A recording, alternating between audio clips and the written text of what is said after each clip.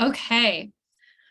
Good morning, and thank you for joining us today as we kick off our first virtual winter seminar as part of our quarterly seminar series for the Great Lakes Rural Opioid Technical Assistance Regional Center funded by SAMHSA. Tapping into Cooperative Extension's strong commitment to healthy individuals, families, and communities, we aim to address opioid and stimulant misuse in rural communities across Illinois, Indiana, Michigan, Minnesota, Ohio, and Wisconsin. In many areas, Extension is a key stakeholder that communities look to for leadership, education, and translating research into action. We aim to leverage our deep local ties in rural communities to provide technical assistance in the prevention, intervention, and recovery practices of opioid misuse and related substance use disorders. As part of this work, The Ohio State University will be hosting quarterly virtual seminars on a wide range of prevention topics for prevention professionals and community coalition members alike. Our goal is not only to provide educational opportunities, but also to build a toolkit for community resiliency. We will invite all participants to send us a resource or a tool related to each topic we cover. We will disseminate the toolkit after each seminar so that we all may become better practitioners with wider and deeper toolkits at the ready. With that, let's dive in. I have the pleasure today of introducing to you our regional consultant for Great Lakes ROTA-RC, Pam Werb. Pam graduated from the University of Minnesota, completing a Bachelor of Science degree in elementary education and a Master of Education degree in curriculum and instruction. She is certified by the Mayo Clinic as a tobacco treatment specialist and holds a national certificate in tobacco treatment practice from the Association for Addiction Professionals. Pam has elementary classroom experience, conducted tobacco research, run clinical trials, and worksite interventions. Pam has also served as a technical consultant to the Minnesota Department of Children, Families, and Learning, and lectured at the University of Minnesota Medical School. She facilitates substance use prevention trainings around the world, providing training for schools, families, communities, and nonprofit agencies in evidence-based curriculum and implementation. With that, welcome, Pam. Thank you so much, Kelly. It's my pleasure and honor to be here as we kick off this first seminar as part of the grant. We will gather quarterly in this discussion space. This is the first time I'm doing this talk, so I have scripted it. I will be reading, so I'll try to look up and down and balance that for myself, but it was only because I wanted to be best prepared for all of you. This topic has been percolating for me personally for more than a year. My background is firmly established in education, prevention, and tobacco research. Technology, media, and data related to behavior are certainly threads across my work, but the topic is far from any level of my academic background or professional work experience. While you'll shortly see the goals and objectives for this hour, they will omit the idea that after our time spent together, I hope you leave this session with more questions than answers. The photo on the screen in front of you is a view very familiar to me. Some summer days, I gather my stuff, a cup of coffee, and head to the bench at the end of the dock. As I settle in, I open my iPad and I get to work. A scene that seems so ordinary and likely repeated in locations near and far around the world. But this capability was anything but ordinary in the not too distant past. Technology, connectivity, and communications have emerged in ever-quickening cycles of change and transformation. Let's fasten our seatbelts and take a closer look. The overarching goals for our session this morning include data and trends in the United States and globally. Today, there'll be a bit of a history lesson too. Technology, media, screen time, social media, all of it has developed and changes just as quickly as the generations consume the information in diverse ways. Every day we process through cyberspace with new tools, apps, platforms, and devices. I hope to challenge you in thinking about the impact on our behavior and our work, as well as our implications for the work we do in our communities. And we'll conclude with a few resources, not as a mandate, but as examples of the content and diversity of tools available to support healthy messages every day. Let's ground our work together today in a simple process. I welcome questions as you are participating as a co-participant in this dialogue. Please post them on the platform. I will stop 3 times during our session today, and Kelly will serve as our moderator. If you have done other online education, you're usually made aware of conflicts of interest on the part of the speaker. I'm not financially or academically conflicted, but as you're about to see, this topic is personal to me, my family experience, and the work that I do. That is my bias. So looking at today's lens for our discussion, we'll focus on a very dynamic landscape. Communications began to change with technology in the 1970s with many different data points about the very beginnings of the internet. I think we might agree that globalization and connectivity became more accessible in the 1990s, expanding in the new century. Language, devices, accessibility, and commercialization all continue to evolve, and this process is ongoing as we're gathered here today. During our session, I will likely slip between technology and media, trying to maintain the focus broadly across both the hardware and the software of technology and the impact on our daily lives. Let's get started close to home. Every day, something crosses my desk related to media and technology, sometimes in a journal, other times on a phone call. Our son is 33. About a year ago, he called late one evening, confused and definitely concerned. In my family, cousins and their children span ages 42 to age 5. Our son had been tagged or sent a link by a 7-year-old cousin posting a destructive video on TikTok. The images and types of images that had gone viral in challenges about a year ago. Added to this video was a poll type question, live or die. As we talked, first he explained the cousin was too young to be on this platform. My response was, okay. As we talked, he mentioned that he didn't know how the cousin had found our son's contact. Was I aware of the mechanics of the platform? I said, I don't know, and I'm clueless. I certainly grasped something going viral. What I did not understand was the direct contact a child could receive with complete strangers with respect to such a polling question. It could be thousands of responses in a very brief time. Communicating and responding with strangers 24 hours a day. Phone calls were made, questions asked, actions emerged. I thought, different. Within a very short period of time, another conversation took place.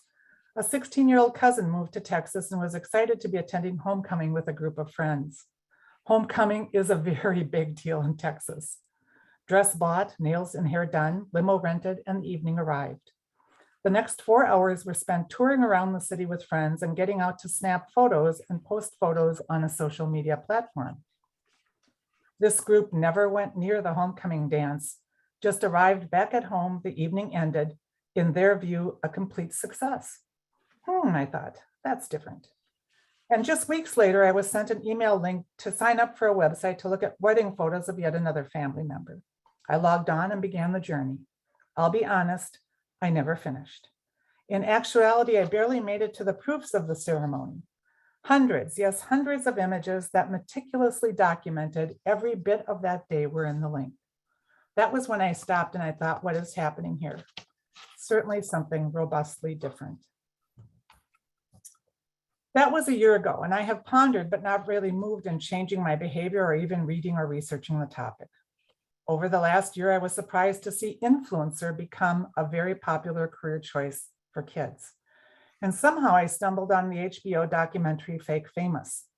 That was the first place I heard about the pink wall. I'd encourage you to spend an hour watching the documentary if you have access. I won't spoil the ending, but let me just say it was eye-opening. And it was the first time I heard about the pink wall. Right now, I wonder if somebody is Googling this as I speak. If you don't know what the wall is, it's in Los Angeles, and it is a globally famous tourist destination. Just consider that. All of the places in the world in travel, and a seemingly unremarkable building wall painted pink is a destination. A small array of graduation photos arrived as an email attachment from a sister, and I noticed right off the color pink in the background in many of these photos. I instantly made the connection to that color, the child in the photos, and the nod to the social media destination. A quick note confirmed the color choice. And last but not certainly the end of this journey, in a discussion with our son, He asked what I use as a search engine. I Google something through Chrome. I have to tell you, Google is like air to me. Nope, he said he uses Instagram and TikTok sometimes too as a search engine. And that was when the wheels of the engine slowly cranked back into motion. You heard me say Google as a search engine was like air to me. It just is. All of this seems to have a sense of longevity that is so overestimated compared to the actual history of our engagement with devices and platforms and websites and apps. And that's where I'd like to briefly begin. Think of the language that we are using and how it has changed. Millions of people are reading and posting and participating online almost infinitely every day, across generations, across communities, across families, and across the world.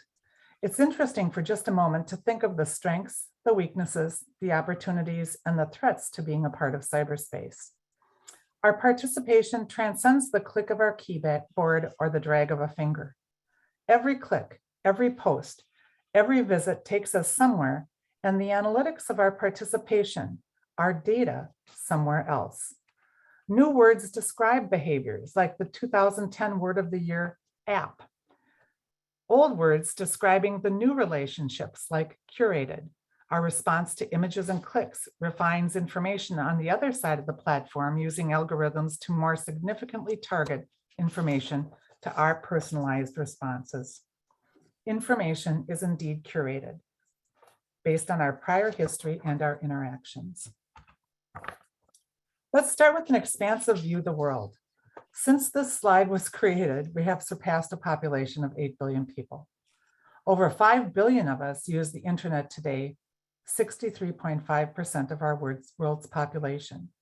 And as I mentioned just a moment ago, as we talked about the word curated, everything we do online counts. Clicks, searches, responses, and comments.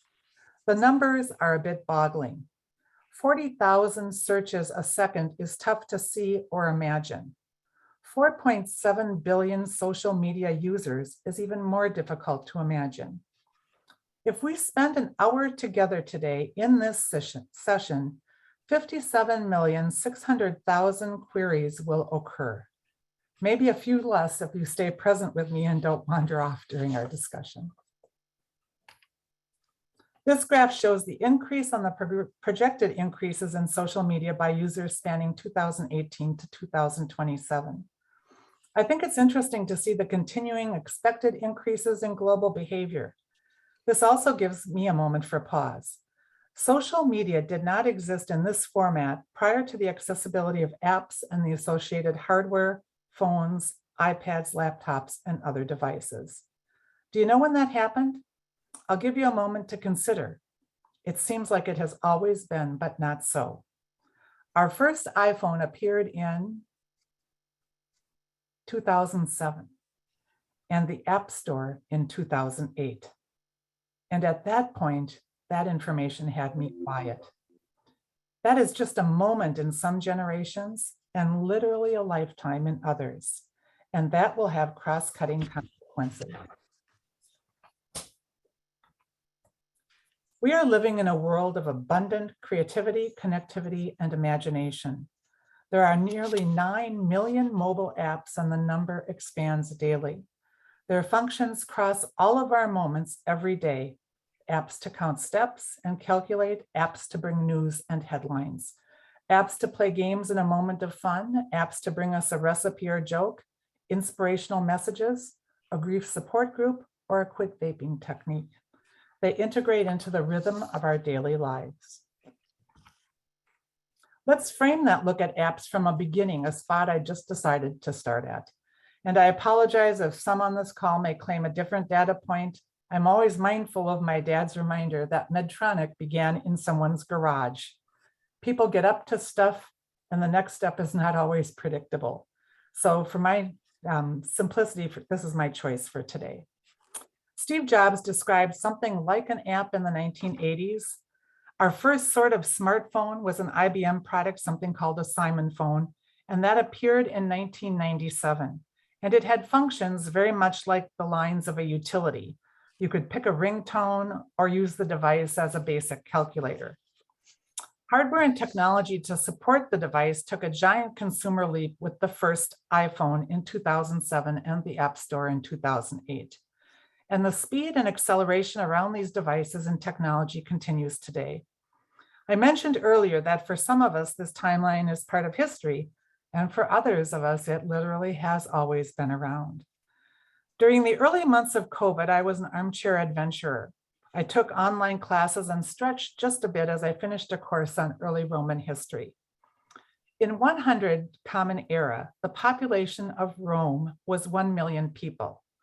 Just imagine the infrastructure to support a population in a city of that size. Curiously, it was the discovery of bakeries that caught the attention of our instructor. The ability of Roman citizens to buy bread freed so much time every day that was now not spent on preparing and baking bread for family meals. It changed their course of family history. I wonder what researchers will say about us 2,000 years from now as they review the impact and connectivity and technology of our time. So what is WhatsApp? The title of today's talk played on the language of this app, but let's take a closer look as an example of an app. WhatsApp debuted in 2009 as a real-time communication tool, including messages, texts, video, and phone calls. This app certainly is a connector across the world. It's moved through many different purchase status formats, free for a year, and back to free. I appreciated that during my search, several words were used in context with WhatsApp: freemium and freeware. Our word cloud from an earlier slide could be expanding with those two new languages. With an estimated 2 billion users, is WhatsApp a popular app? Well, let's take a closer look. Globally, here are the top 10 most frequently downloaded apps. As I looked at the list, many, but not all, were familiar. I looked up CapCut, and it's a video editing tool. At first glance, that might seem curious on a list well populated with social media and communication apps galore. But CapCut likely is not an outlier. We are living in a world of content creators, and those creators are editing and tailoring their work. Spotify is on the list and offers free and paid service options. Again, a method of access not only to music, but to content for some of those creators. As we focus on the most downloaded apps in the US, I've put a smaller version of the previous slide showing the global data in the upper right-hand corner of your screen. Curiously, the Cash App was fourth with YouTube and HBO Max in the top 10, replacing Spotify and CapCut as the editing. As you consider the entire universe of apps and the diversity of reasons for our engagement, these two lists strongly represent social media and connectivity. I wonder if there are any surprises for you as you contemplate your own media use and compare the apps most popular on the list. Just think about this as you look one last time. Influence, influencer, influenced. This graph from the Pew Research Institute shows an increase in internet use over the last 20 years. Baseline in 2000 was about 50% of our US population. 20 years later, 93% of US adults report using the internet.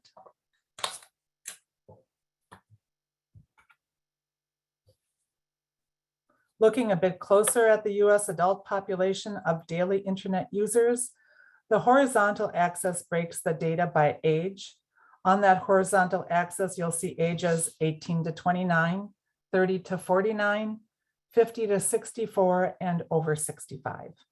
The vertical axis is the percent of adults using the internet each day.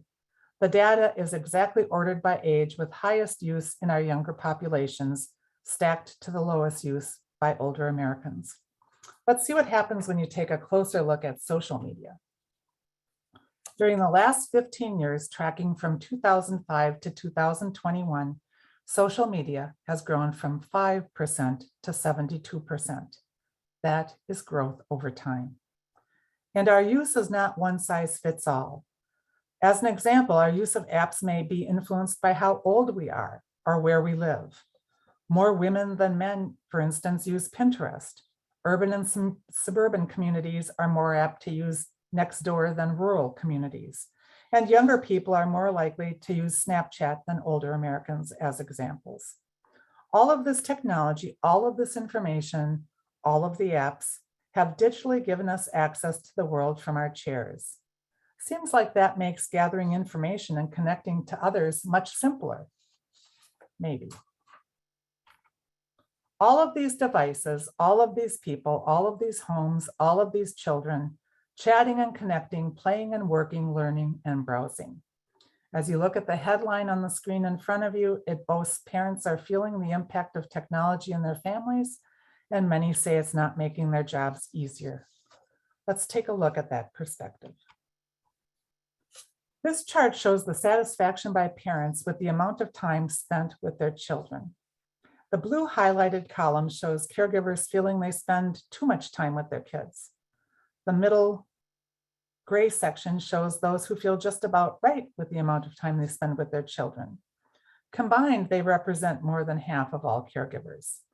The olive green color to the right indicates those caregivers feeling they spend too little time with their children.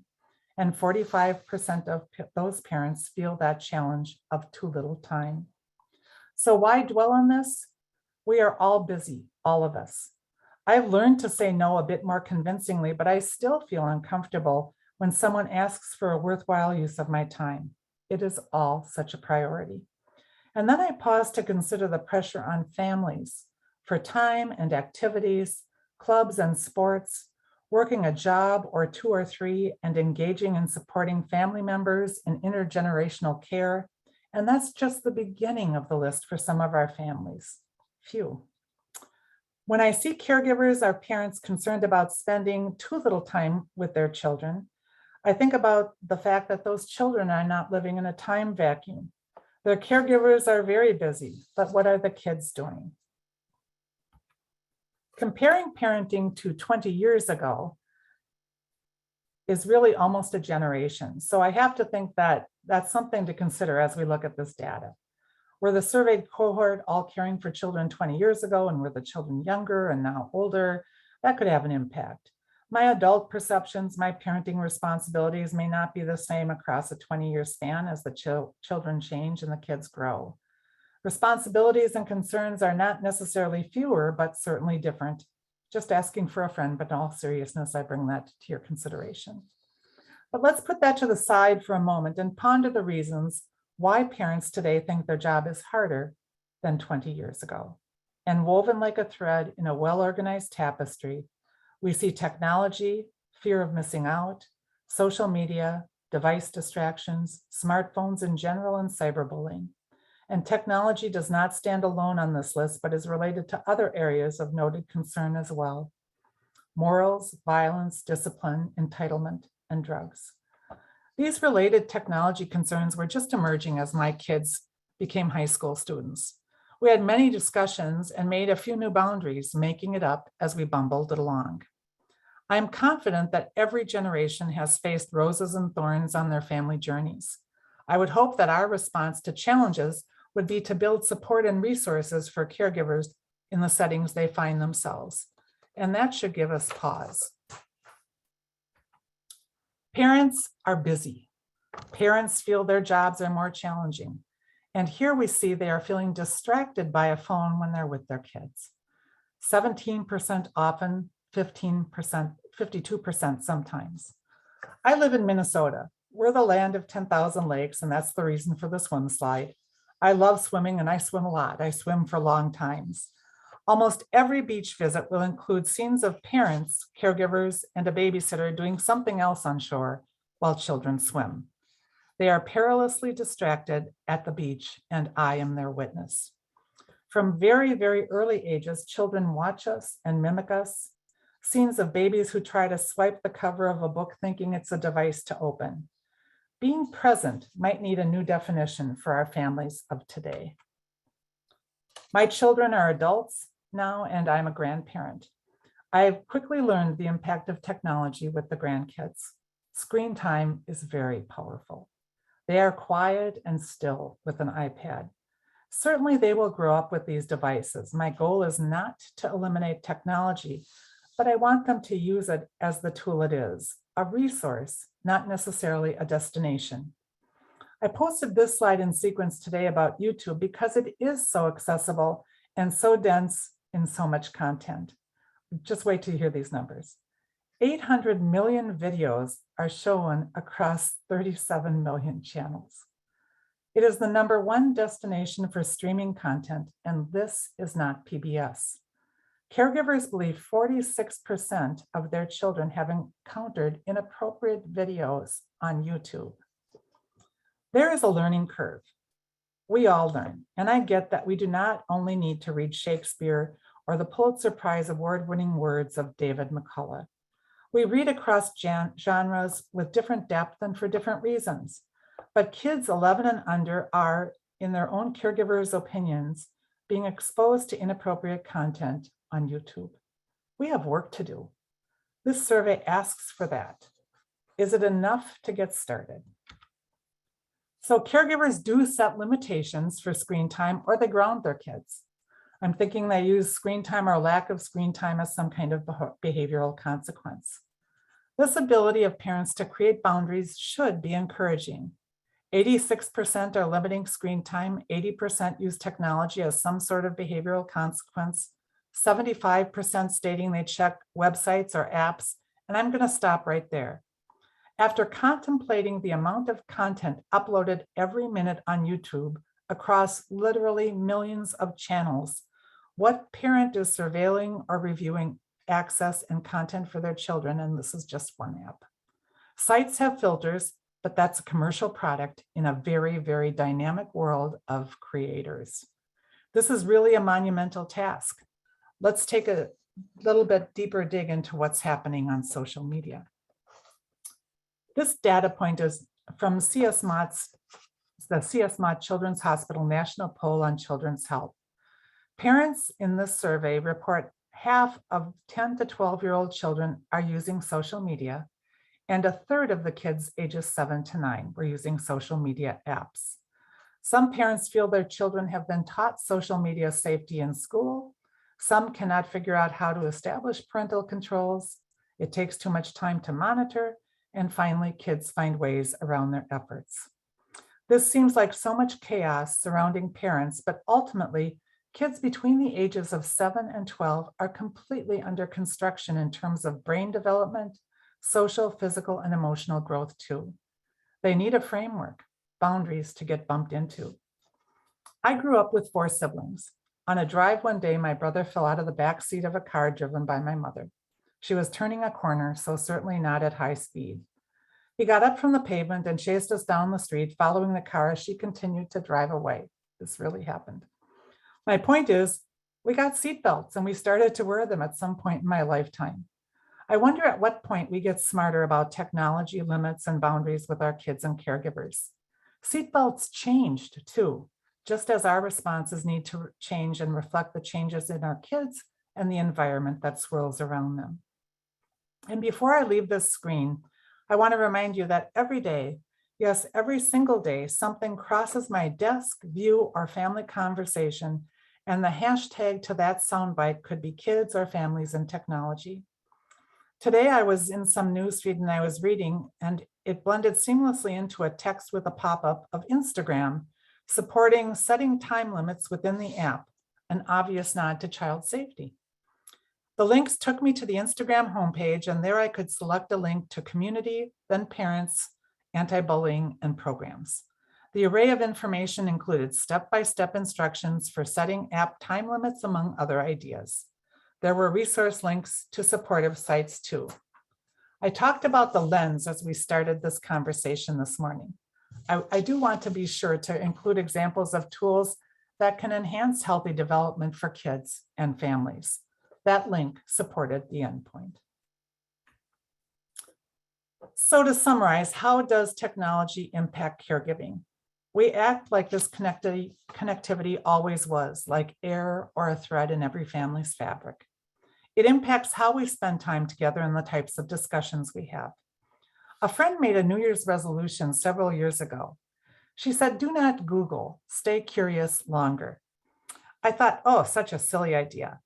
and just a few conversations about a location somewhere in Nevada, the other person in the conversation said, "I'll just pull up a map." We were no longer talking about a park or a restaurant, a memory of a trip or a vacation tip. We looked at the map on her phone, agreed it answered whatever the question was, and the conversation ended just like that, with the finality of a fact.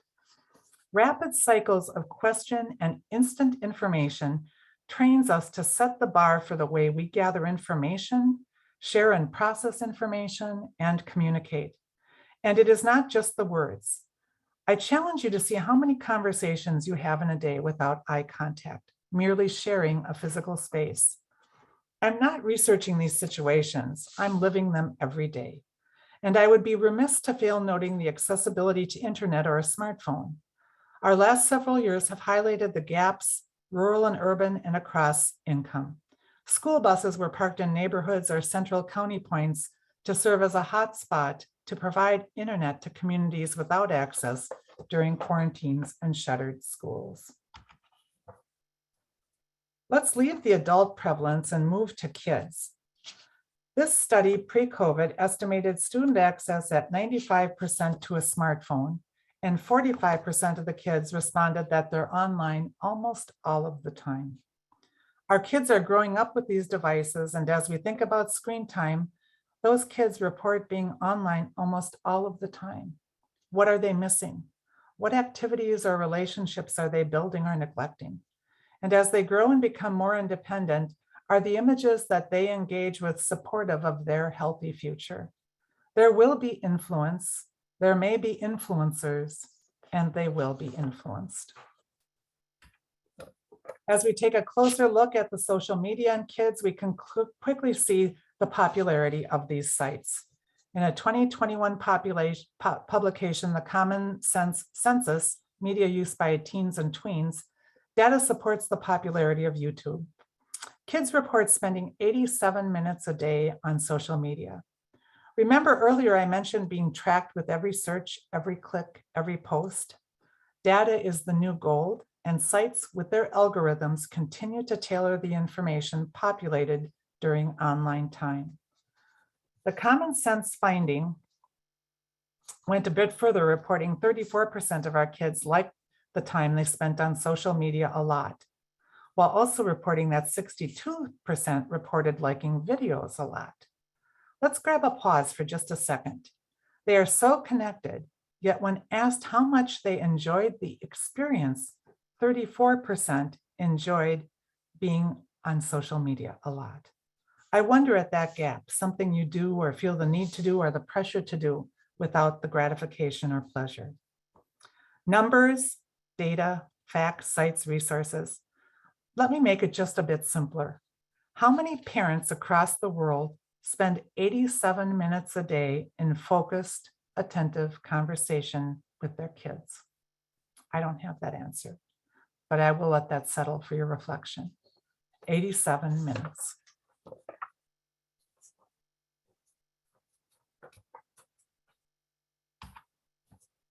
In that same Common Sense report, we see data reflecting tweens' use of social media. The minimum age to sign up for Snapchat, Facebook, Instagram, and Discord is 13. Age is self-reported.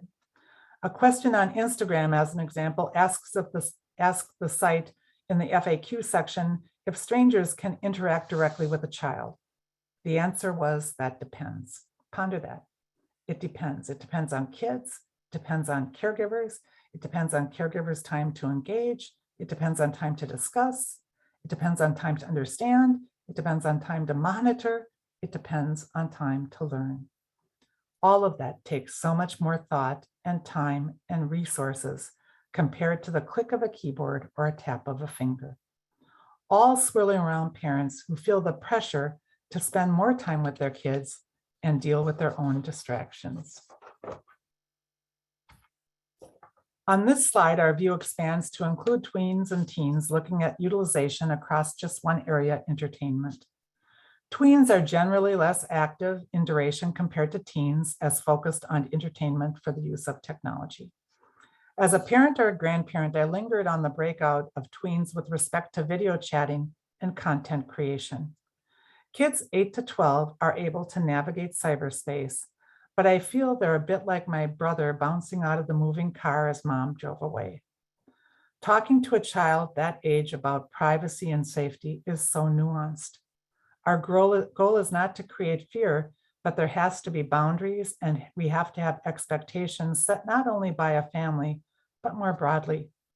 And not to continually repeat myself, there are consequences every day across our country as kids and adults grapple with unhealthy messages, expectations, and bullying. Influence, influencer, influenced. Apps can be a tool for learning and reinforcing behavior. With any information, I try to use strong, unbiased, evidence-based materials while being attentive to content. Common Sense Media is a link featured on the Ohio Department of Education website.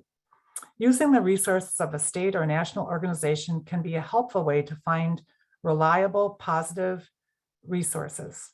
Taking a closer look at Common Sense, they have a robust site.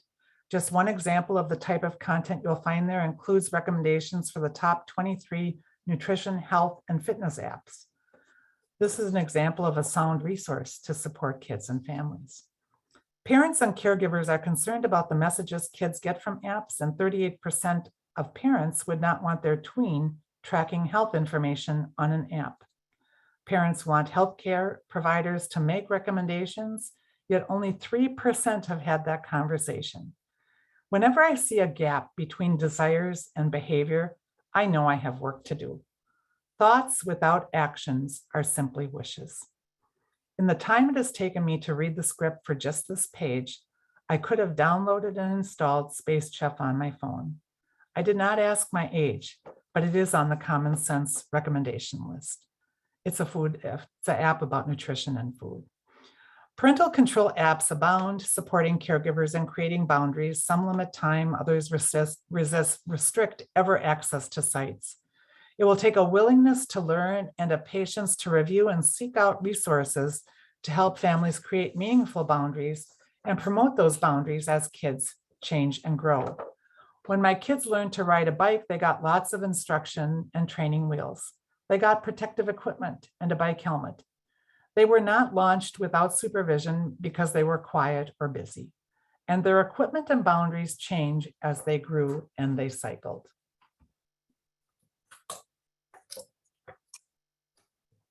Let's bring that focus in a bit tighter and consider media access for kids under 11. 4 out of 5 kids under 11 have watched YouTube videos. Hold on to your hat. There are 2 billion YouTube videos. More than 500 hours of video are uploaded every minute, according to the Safety Detective blog. And this is not PBS. While there are filters for content on YouTube, they are not impermeable. As we look at younger kids and their use of technology, screen time is heavily weighted to TV, but significant access to tablets and phones too. Remember the toddler doing the hardcover book swipe. This pie chart refines the view to kids under 8 and the types of engagement. The partner photo allows us to compare the documented use by Common Sense to the recommendations of the American Academy of Pediatrics. No screen time for under 2, 1 hour a day for preschoolers, and older children learning to balance screen time with the activities of daily living, like exercising and a full night's sleep. I really liked thinking about that because, again, our goal is not to eliminate technology, not to think it is only in a pejorative term, but to realize that this is a tool that kids need to be learning how to use and how to access. As we consider the impact of screens and technology across all ages, we see the roses and thorns of the experience. We have the opportunity for expansive, resourceful learning and the ability to build the use of technology with skills as a new tool. We can also be wary of information and influencers posting online. Information may not be factual or real or representative of a typical daily experience. And then there is the opportunity for harm to self and others. As I mentioned earlier, sites like Instagram have opportunities to support privacy and safety and parental monitoring. These controls include things like length of time, what a teen might be following on a screen and who is following a teen, messages and group messages. But this is just one app. As a caregiver, monitoring is not likely a one and done with an app or across virtual space. Earlier, we saw data reflecting that some parents feel challenged in the amount of time they spend with their kids. After just searching for a bit, I can easily see there are opportunities for social media boundaries. However, this will take education and more of that precious commodity time. Across our conversation today, we have omitted privacy. In 1995, Carolyn Kennedy published a book titled The Right to Privacy. As that book was published, I remember seeing Caroline on the morning shows promoting the book. And I also remember thinking a bit smugly that privacy was a huge issue to her. She was a Kennedy. In the years that follow, I still remember that moment. Just look at how important privacy is in our daily lives, but it does not seem to be a level playing field. Influencers live to post and disclose their lives and opinions. Kids are telling us how impactful this is to them. It's the career aspiration for so many children. And privacy extends beyond a child's post. School districts, as an example, grapple with the sharing of inappropriate content by students outside of their school day. Some colleges may review social media presence. Clicks do count. Safety and privacy are two very important concerns. And going beyond privacy and content that you post, what happens to your post, your reactions, your searches, and review of links? Future feeds, again, refined by an algorithm for your own engagement. So we are connected across generations. During the first several years of COVID, amid quarantines and massive shifts in the way we work and play, we saw a greater use of screens and disparities of access became more clearly focused.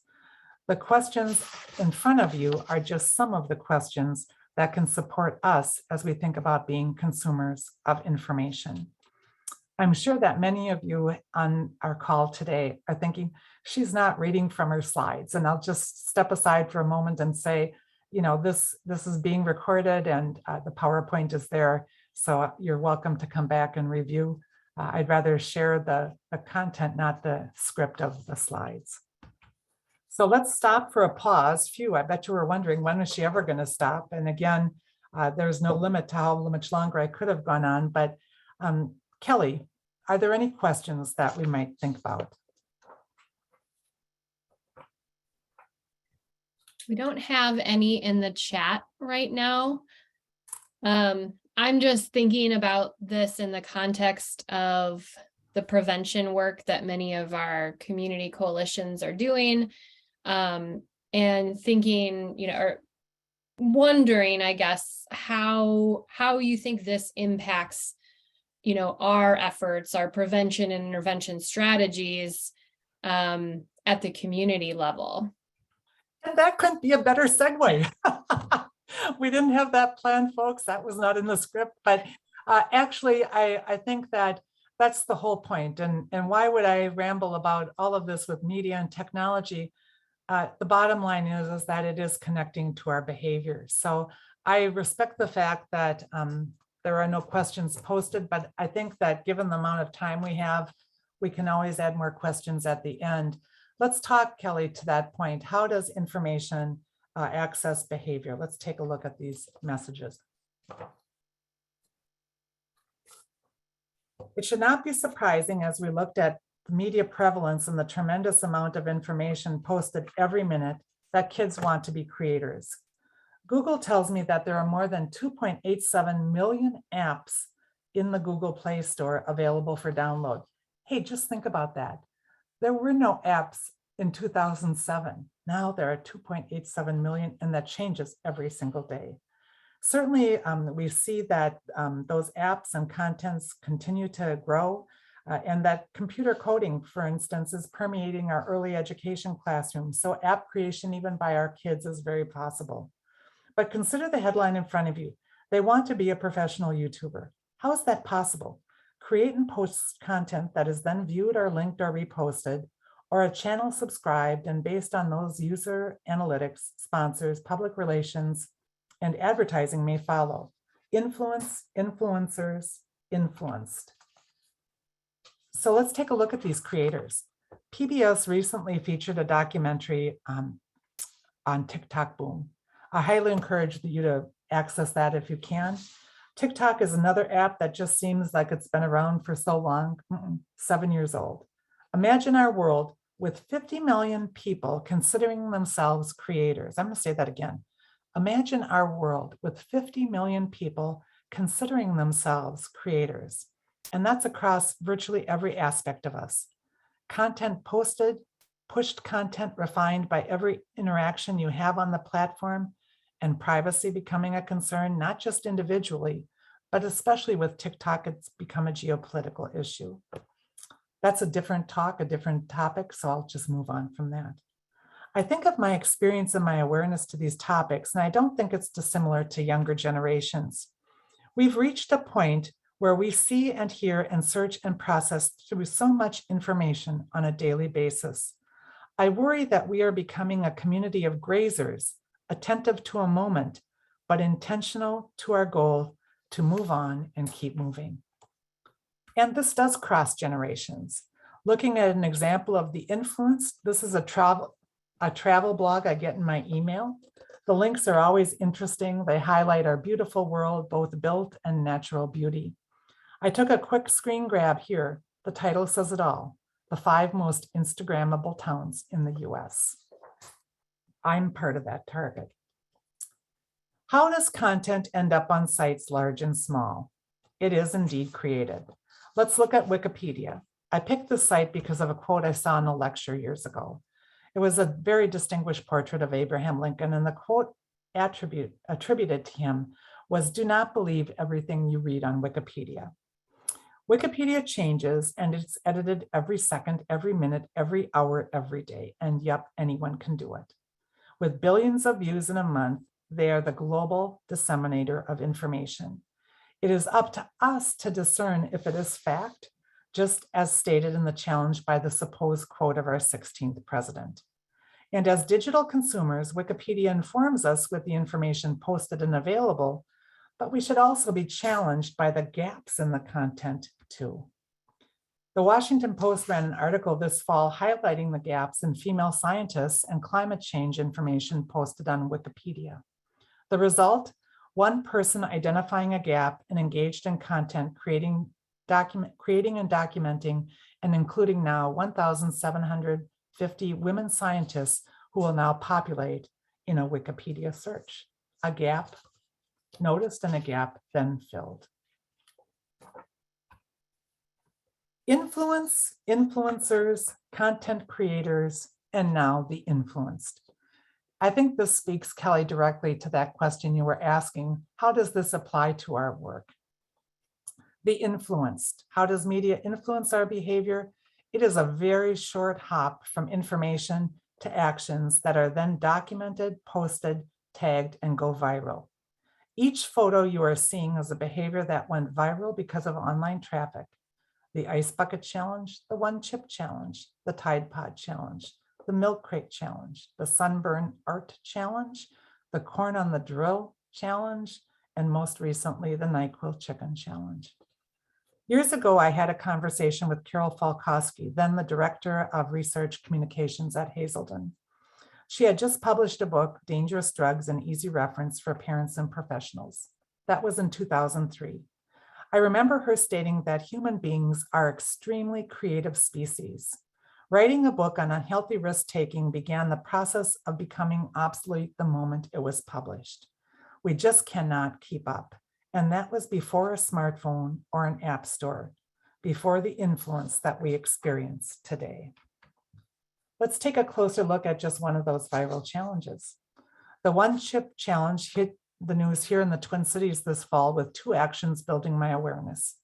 The story in a news cycle and a conversation with my husband after a morning of running errands and stopping at the holiday store for gas. He arrived home and asked how much would I pay for just 1 chip. Amazon will deliver one chip to my door for $17.80 with Prime no delivery fee. It was just that simple to join the crowd or feel the peer pressure. A chip at the gas station right there at the checkout was $8. When I use a search engine to gather information about a topic like the One Chip Challenge, and the referred links include poison control, that gives me pause. This challenge is an example of praxis, information into action. Viral social media dares leading to behavior change. The link here is not research. It is in the very dominance of a very unique set of actions that are directly related to social media, posted and tracked. Viral is the outcome of being influenced. Buy the chip, get a video going, eat a chip, record, and post. But it's not all on the unhealthy side. I have to admit, I had to Google dude. I didn't know who dude was, but I do now. So given the availability and the engagement of social media, we sense its power and we're not alone in engagement. Dude with sign, the guy on the left, has more than 8 million Instagram followers, and he is now a partner in public health with President Biden regarding vaccination. Let's take a closer look to the access to information and health behavior. E-cigarette use is a legal behavior, so it makes it much simpler for me in searching for the information. Information, influence, influencer. Let's take a look at the information. As we look at tobacco regulations, they expanded to include delivery devices and age limits for purchase. And believe it or not, when e-cigarettes first came out, there was no age limit on them. They weren't considered like a tobacco product. And so you could be 5 at a convenience store and buy a vape pen. That has changed, but we also see that as we change regulations, there are ways to move around them. One behavior that's emerged is stealth vaping. A 2019 study captured vaping data in forbidden places by policy, for instance, bars or restaurants, schools, places where you might be forbidden. And this is not the liquid replacement or substance replacement in the actual cartridges. That's a whole different discussion of what's going on with vape pens and e-cigarettes. But this is just simply stealth vaping of a standard product. Websites and information are plentiful. Zero vaping tips and best practices and types and devices are shared on blogs and apps. The resources are current and include seasonal tips too. For instance, this link included best devices for Thanksgiving or the Soccer World Cup. You can try Vape Master. It's a game where you fill a room with a massive cloud of vapor and you try to avoid detection. All of this just a click away. I tried the site and I believe it could be delivered to the door, but I didn't want to go that far into it. A quick search populates an online store selling products to promote the ability to stealth or zero vape. So take a look at this. Here we have a piece of outerwear to wear that's already pre-equipped with devices to promote stealth vaping to go undetected. So we get information, we have influence, we're influenced. So here's the connection, and you're wondering when was she going to come to it? And it is a challenging connection. The impact of technology is happening as we're gathered here today. Kids and families and communities are vulnerable at moments of transition. Norms are built through socialization. We have prevalence data points for opioid information, and some of the information that is shared can be encrypted online, or it's shared in some kind of disappearing format. The lens that I have is as a tobacco researcher and prevention work across public health communities and work sites. My work is not specific to just opioids, and in the coming months, we'll see that refined in our forums. Studies are beginning, and I'm going to just cite this next slide as an example of a study. The authors here, published just last year, have profiled an opioid supply chain. So take a look at what we see in front of you. Images of the dark web kind of appeared in my imagination. My husband is a career system architect, and he tells me that it's difficult to get to the dark web, but I wasn't going to try. But in our story of influence, influencers, and influenced, this positions us to see how access to information is available and there could be risk. And so here on this slide, we see documentation of forums and marketplaces functioning very similar to what we might see on eBay or Amazon, and the volume of information and the types of listing. And again, this goes back to opioids. And what I really appreciated from this particular finding was that, we're beginning to see how these links are and where they're occurring. And you might think, well, why haven't we been there before? And again, it's because technology has changed the way that we process, and we are still, all of us, under construction. So how does media impact our work? Well, we know that social media targets the user directly, changing the algorithm of the experience for the user every single click and link. Kids are building independence and they look to fit in. They do that both in person and virtually. We certainly see that messages can be healthy, but there can also be unhealthy risk-taking. We need to look at the intensity and the exposure to these messages. When kids told us that they felt connected virtually 24 hours a day, we know the impact that has also on our mental health and also about the accuracy of the images that we're seeing. Kelly, I think I'm going to just keep on because we're getting kind of tight toward time, maybe. Let me just do it. Yeah, let me just carry on and we'll talk for the end. Let's talk about the toolkit.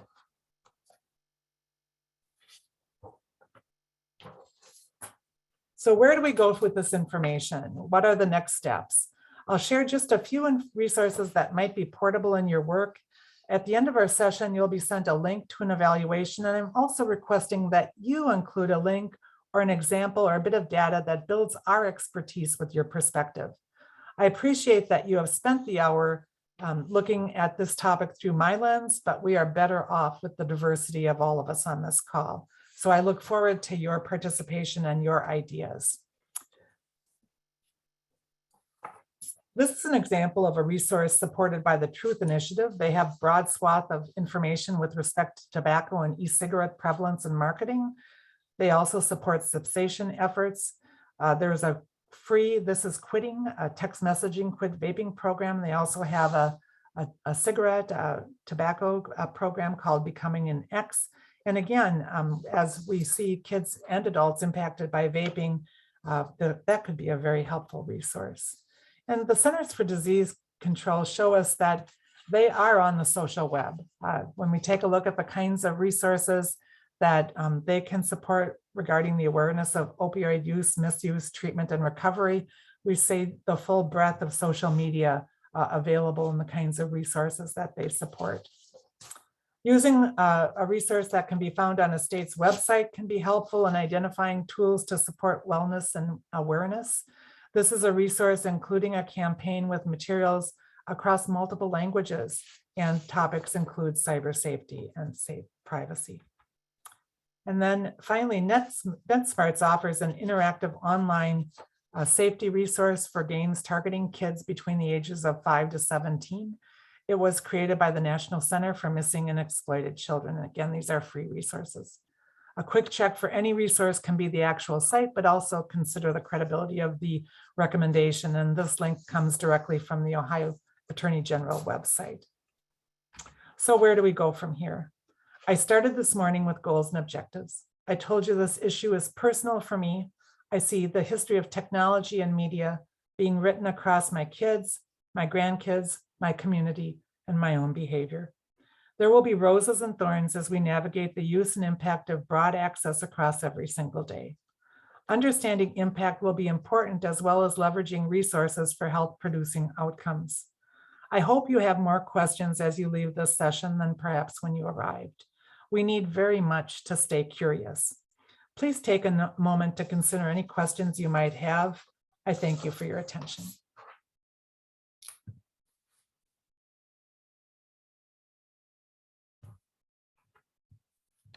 Kelly, I give it to you. Yeah, thank you so much, Pam. So what's next? As Pam mentioned, you'll be receiving an evaluation survey. Please feel free to email a toolkit resource.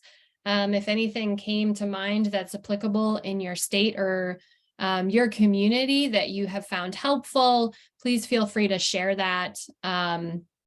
And we will be having another seminar in March. So look for that date. We'll have a new speaker, a new topic, and we also welcome any ideas you have for specific prevention topics that are of interest to you and your community. So thanks everyone for joining us, and we hope to see you in March.